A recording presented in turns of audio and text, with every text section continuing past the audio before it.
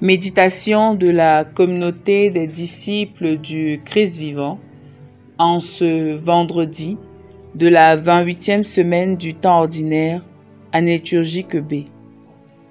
Fête de Saint Luc l'évangéliste. Évangile de Jésus-Christ selon Saint Luc, au chapitre 10, les versets 1 à 9.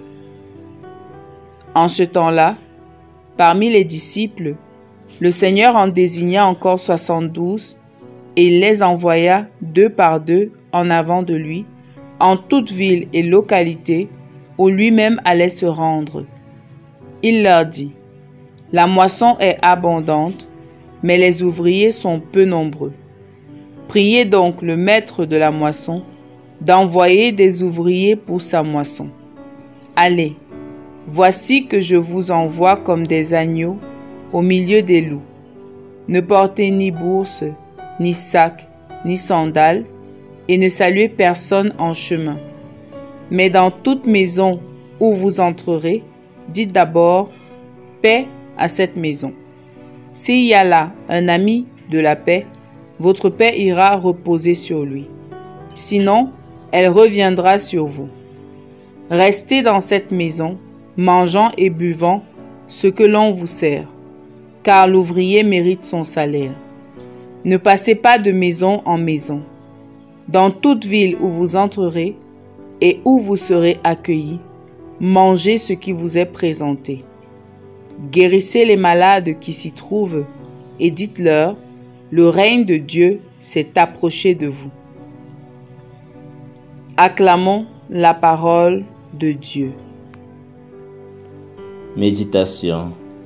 Bien-aimés dans le Seigneur, rendons grâce à Dieu pour le précieux don de la foi et pour tous ceux et celles à travers lesquels cette foi nous a été transmise. Nos parents, nos proches, nos amis ou collègues, nos pasteurs.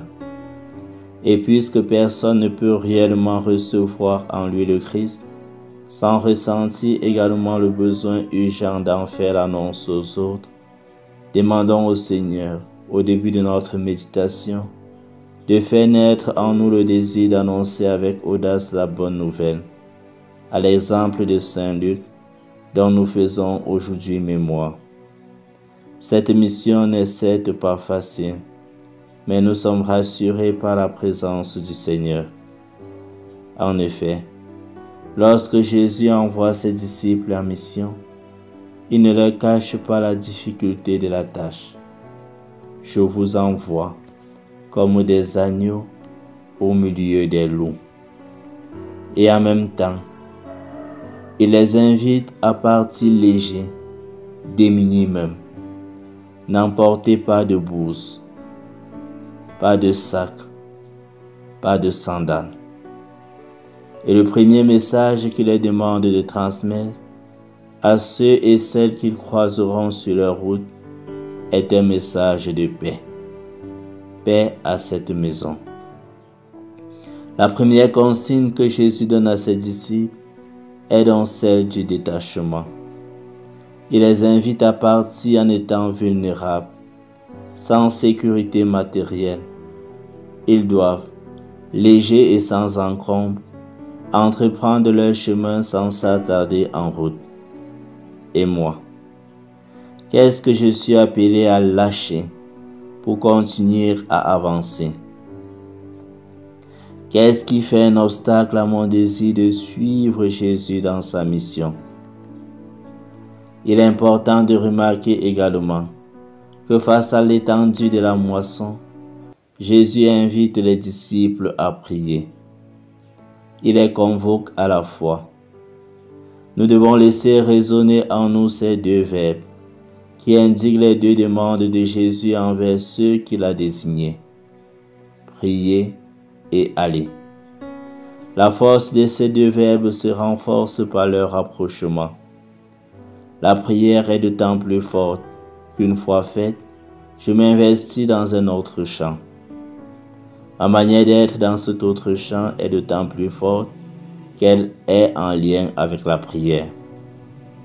En définitive donc, le missionnaire d'aujourd'hui doit toujours garder en esprit la nécessité de joindre l'action à la prière et inversement, la prière à l'action.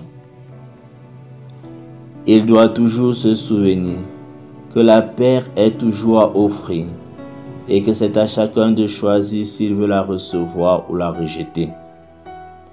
Et en suivant les pas du Christ notre Maître, il doit toujours se rappeler que la mission qui est la sienne, n'est pas d'imposer ou de convaincre, mais de témoigner de la proximité de Dieu. Prions. Seigneur notre Dieu, toi qui m'as choisi pour porter à mes frères et sœurs la bonne nouvelle du salut, accorde-moi la grâce de te suivre entièrement, en faisant de ma vie un témoignage éclatant de ta bonté et de ton amour pour tous les hommes. Intercession. Prions pour tous les ouvriers de l'Évangile, afin qu'ils accomplissent toujours leur mission avec fidélité et dévouement. Exercice spirituel. En ce jour, œuvrons pour être un instrument d'unité et de paix auprès de nos proches.